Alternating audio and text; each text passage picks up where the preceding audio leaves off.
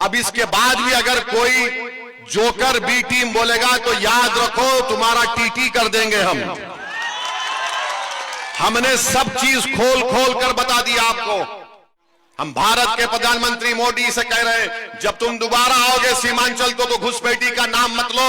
अगर कोई घुसपैठी है तो बांग्लादेश की खातून जो दिल्ली में बैठी है उसको हाथ पकड़ के बांग्लादेश में ढकल दो। वो बांग्लादेश से भाग कर आकर मोदी को अपना भाई बनाकर बैठी और तो हम भाइयों को बोल रहे हैं कि हमारे पास बांग्लादेशी है। और हम भारत के प्रधानमंत्री को एक पैगाम देना चाह रहे हैं, आप सीमांचल की जनता की बेइज्जती करना बंद करिए।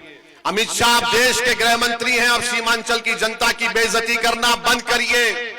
यहां पर गयूर भारत के लोग रहते हैं, यहां पर इंसानों की बस्ती है, जिसको तुम्हारी हुकूमत ने 11 साल से, उससे पहले डॉक्टर मनमोहन सिंह की हुकूमत ने, उससे पहले वाजपेयी की हुकूमत ने, उससे पहले नेहरू के साथ से लेकर अब तक भारत का सबसे पसमानदा इलाका अगर कोई है तो सीमांचल का है। अगर कोई इसका इनकार करता है तो वक्त और जगह बता दो, वैसे अख्तरुल ईमान आकर तुमको 10 मिनट में तुम्हारे कपड़े उतार कर बताएंगे सीमांचल से तुमने कैसा जुल्म किया।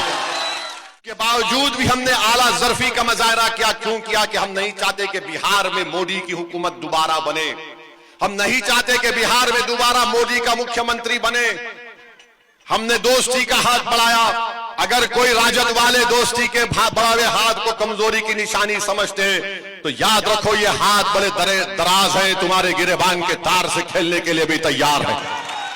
लिखा तो बेटा बोलता मुझे खत नहीं आया। अगर मैं किसी के घर में जाकर आपके वालिद से, बाप से मिल लूं, आपकी मां से कहूं कि मेरे लिए दुआ दीजिए, और जब आपके बाप को ये और मां का आशीर्वाद मुझे मिल गया तो बेटा नहीं बोल सकता कि तुमने मुझसे आशीर्वाद नहीं लिया। ये हमारे घर के आदाब हैं। हमारे बड़ों को हम सर का ताज बनाकर रखते हैं। अब नहीं मालूम कि तेजस्वी ये क्यों किए। नहीं, मेरे अगर कोई हमारे खिलाफ होता है और अगर कोई हमको आके छेड़ता है तो फिर हम उसको छोड़ते नहीं है, इतना भी याद रख लो।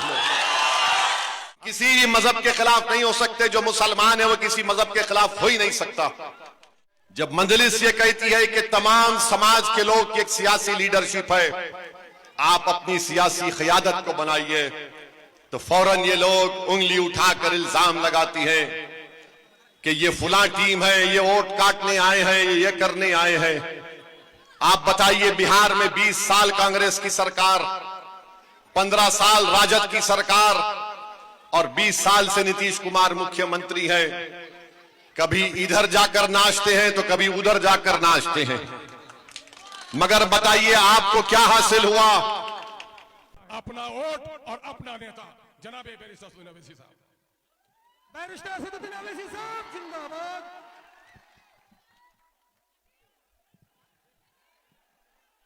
बिस्मिल्लाहिर्रहमानिर्रहीम। अस्सलाम वालेकुम व रहमतुल्लाहि व बरकातहू। कजला मनी की गयूर अवाम, यहाँ के हमारे बुजुर्ग, हमारी इज़्ज़तदार माँ और बहनें, गयूर नौजवान साथियों,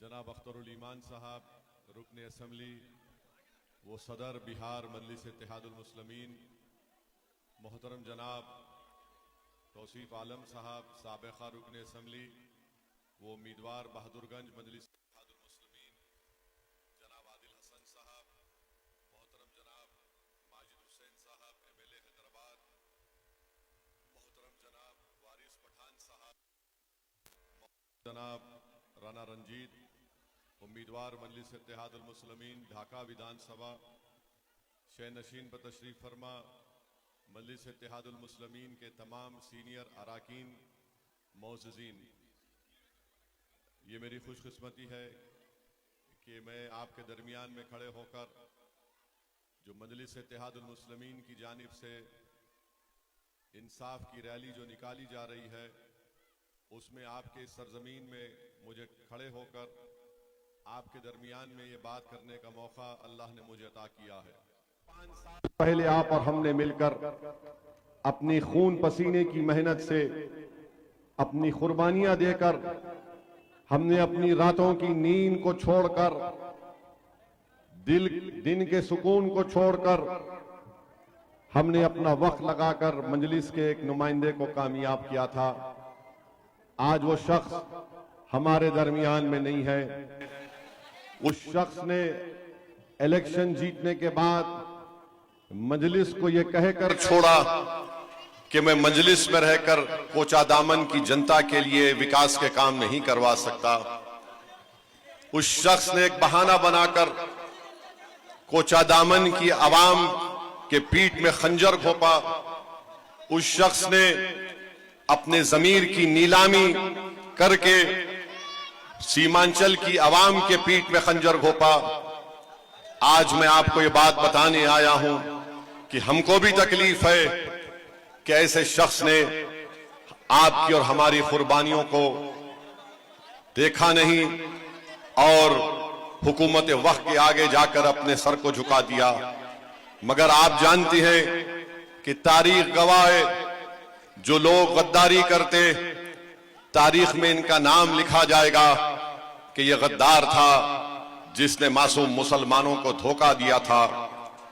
आप जानते हैं कि टीपू सुल्तान से जिन्होंने गद्दारी की थी, तो लोग टीपू सुल्तान को सुबह क़यामत तक याद रखेंगे और लोग हमेशा मीर जाफर और मीर सादिक को गद्दार कहते रहेंगे। तो जो लोग चंद पैसों के लिए अपना जमीर बेचकर हुकूमत वक्त के आगे अपने गर्दन को झुका दिया, आज वो गद्दार कहलाएंगे। जब तक तुम दुनिया में रहोगे, जब तुम इस दुनिया से चले भी जाओगे, लोग कोचादामन की तुमको इस बात से याद करेंगे कि तुमने हमारे को धोखा दिया था और गद्दार कहकर तुमको याद किया जाएगा। और एक झूठ कहा गया कि मजलिस में रहकर कोचादामन के लिए काम नहीं करवा सकते। जब छोड़कर गए तो तेजस्वी यादव बिहार के उप मुख्यमंत्री थे, अख्तरुल ईमान अकेले विधायक एमएलए थे। अख्तरुल ईमान साहब ने अपने विधानसभा में 800 करोड़ के काम मंजूर करवाए हैं और उसमें से कई काम पाए तकमील को पहुंच चुके हैं। कोचादामन में कौन सा काम हुआ?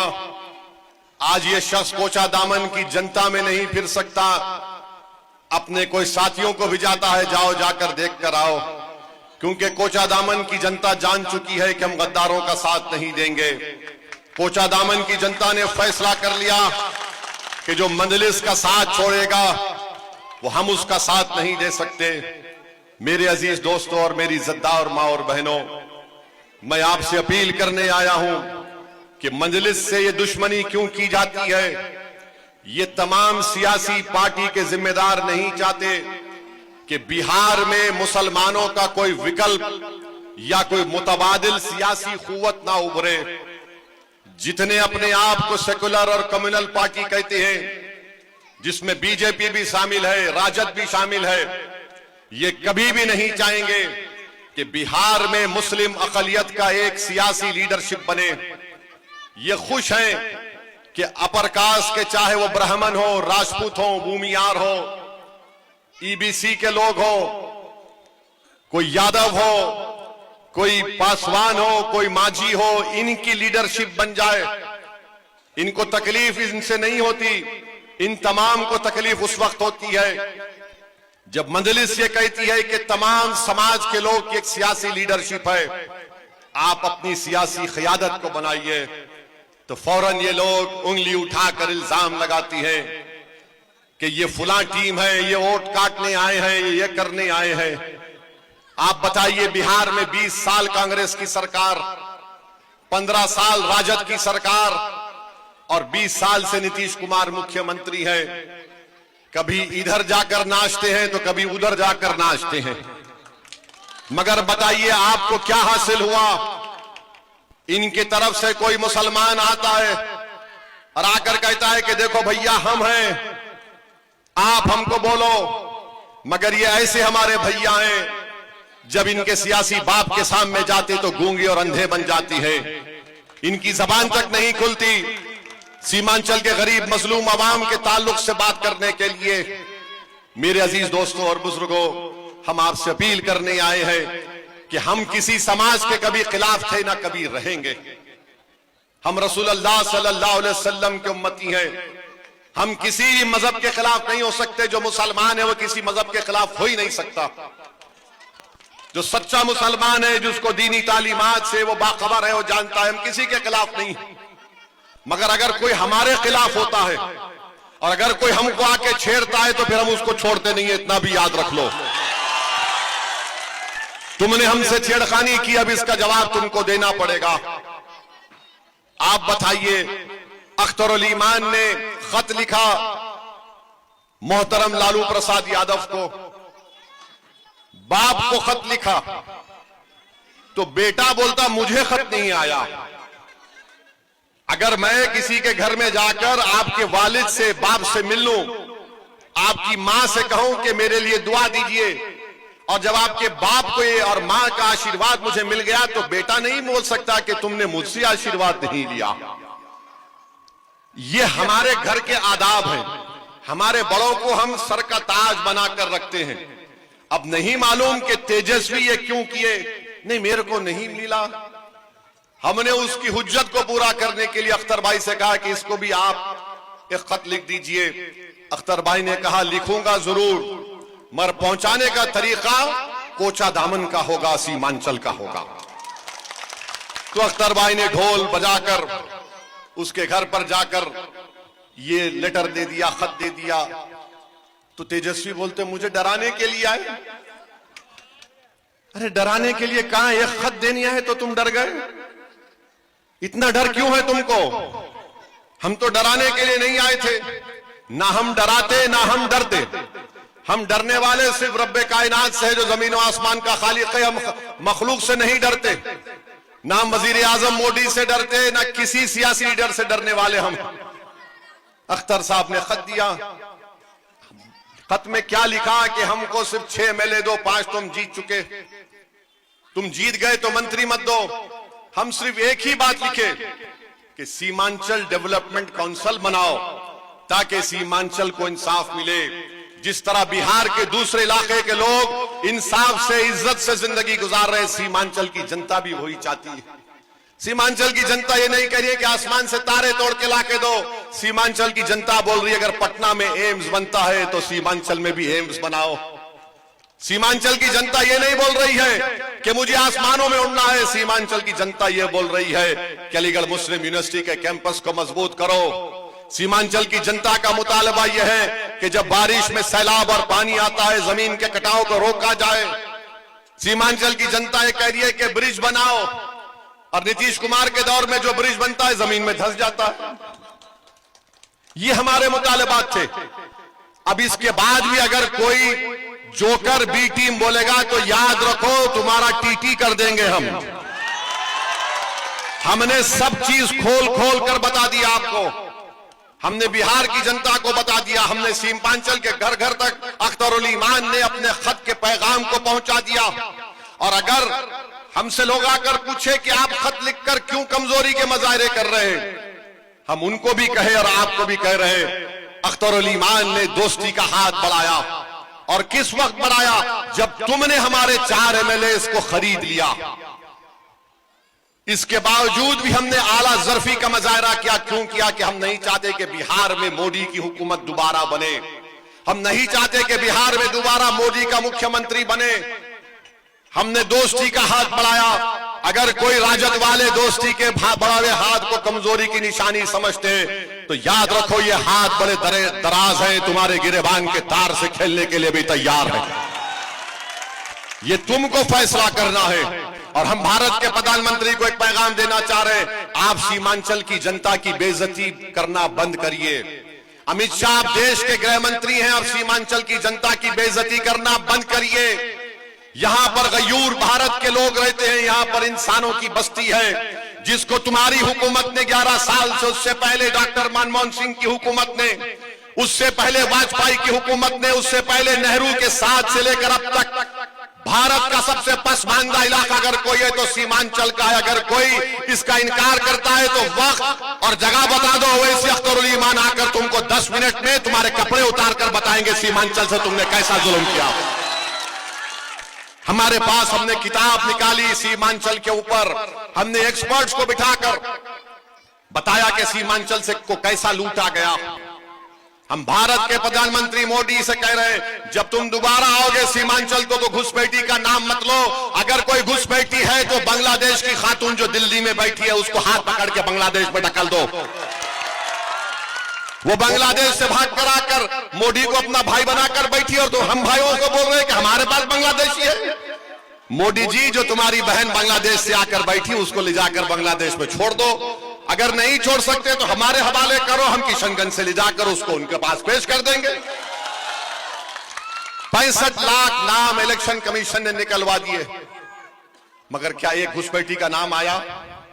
अगर बीजेपी आरएसएस सीमांचल को बदनाम करने की कोशिश कर रही है, हम उनको बता रहे हैं कि जब चुनाव के रायदही का दिन आएगा, मतदान का दिन आएगा, सीमांचल का एक एक बच्चा, सीमांचल की एक एक मां, सीमांचल का एक एक बुजुर्ग निकलकर वोट के जरिए तुमको पैगाम देगा कि ये भारत की सरजमीन है, यहां पर कोई बांग्लादेशी नहीं है। मेरे अजीज दोस्तों और बुजुर्गों, अभी तो बहुत से जलसे होंगे, ये एक नुक्कड़ सभा है। हम तो सिर्फ चंद चीजों को, चंद अहम बात को आपके सामने रखकर जा रहे हैं। हम उम्मीद करते हैं कि आप हमारी बात को कबूल करेंगे और हम आपसे ये अपील कर रहे हैं कि दोबारा जब असेंबली के इलेक्शन होंगे, विधानसभा के चुनाव होंगे, जो मजलिस का उम्मीदवार होगा इंशाअल्लाह ताला वो गद्दारी नहीं करेगा। कोचा दामन से हम आपको यकीन दिला रहे हैं इंशाअल्लाह ताला।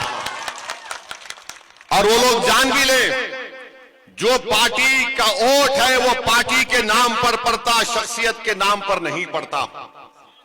कोचा दामन की जनता, मैं तुम्हारे सामने हाथ फैलाकर अपील कर रहा हूं, तुम बता दो उन जालिमों को जिन्होंने हमारे 4 लोगों को खरीद कर अपना घर का गुलाम बना दिया कि तुमने वोट पार्टी को दिया था, शख्सियत को नहीं दिया था तुमने। आज अगर असदुद्दीन ओवैसी तुम्हारे सामने खड़ा है तो अल्लाह ने मुझे इज्जत दी अपने मेरे माँ बाप की दुआओं की वजह से और मेरी पार्टी जमात की वजह से। मैं अगर आज तुम्हारे दरमियान में बोलने की सलाहियत रखता हूं तो अल्लाह का करम है और मेरी पार्टी का फजल है। मैं मर भी जाऊंगा, इस जमीन में चला जाऊंगा, मगर इंशाअल्लाह ताला जमात बाकी रहेगी, याद रखो। लोग, बहुत से लोग कहते हैं कि ओवैसी तुमको ये कर देंगे, वो कर देंगे। मैं उनको पैगाम देना चाहता हूं, हम मौत से डरने वाले नहीं हैं। किसी शायर ने अच्छा कहा था कि मौत क्या है, फकत सिर्फ एक आलम माना का सफर। हर एक जो आएगा जाएगा जमीन में, फिक्र मत करो, कोई 200 साल जिंदा नहीं रहेगा, हम सब जाएंगे। बड़े बड़े तुरुमुखा हैं वो सब चले गए, मगर हम जब तक जिंदा रहेंगे हम गीरत को सामने रखकर, हम अपने मिजाज को सामने रखकर अपनी इज्जत नफ्स को किसी के सामने नीलाम करने नहीं देंगे। हम अपने हक की लड़ाई लड़ रहे हैं। सीमांचल की लड़ाई भारत की मजबूती की लड़ाई है, सीमांचल के इंसाफ की लड़ाई बिहार के विकास की लड़ाई है। इसको आप कोई नहीं देख सकता कि हिंदू मुसलमान, कहां बात कर रहे हिंदू मुसलमान की। हम कह रहे हैं इस इलाके को तुमने यतीम और लाचार बनाकर छोड़ दिया, तुमने कुछ नहीं किया। हम आपसे दरख्वास्त कर रहे हैं, एक विकल्प है आपके सामने, एक मुतबादिल आपके सामने है, वो मजलिस इत्तेहादुल मुस्लिमीन है। अगर ये लोग नहीं चाहते कि मुतबादिल रहे, ये लोग क्या चाहते हैं कि मामा भतीजे हुकूमत करते रहे, मजलिस बीच में ना आ जाए। मजलिस जैसा आ गई सबको तकलीफ होना शुरू हो गई है, मगर इंशाअल्लाह ताला हम आए हैं तो जाएंगे नहीं। आपने हम पर भरोसा किया है, इंशाअल्लाह ताला हम उस पूरे भरोसे पर उतरेंगे। आपसे फिर से गुजारिश है कि आने वाले कोचा दामन के विधानसभा के चुनाव में आप पतंग के निशान को देखकर वोट दीजिए, ओवैसी को मत देखिए। जहां पतंग नजर आएगी आप कहना कि जिसने सीमांचल को बदनाम किया अब हम जवाब देंगे, जिसने हमारा वोट लेकर अपने जमीर को बेचा हम पतंग को बटन दबाएंगे, जिसने कोचा दामन को कुछ नहीं किया हम उसके खिलाफ पतंग के निशान पर बटन दबाएंगे। हमारी बात को नौजवानों घर घर तक पहुंचाइए और इंशाअल्लाह ताला चुनाव आने तक मुझे यकीन है कि जो माहौल कोचा दामन में पैदा हो जाएगा, मजलिस का मुखालिफ अपनी पार्टी के लिए निकलकर काम करने के लिए दोबारा सोचेगा कि अब तो सीमांचल में एक ही आवाज है, हमको गद्दार नहीं चाहिए, हमको वफादार चाहिए। सीमांचल के हर घर से एक आवाज निकलेगी कि गद्दार नहीं चाहिए, वफादार चाहिए। यही बात कहकर हम अपनी बात को खत्म करते हैं।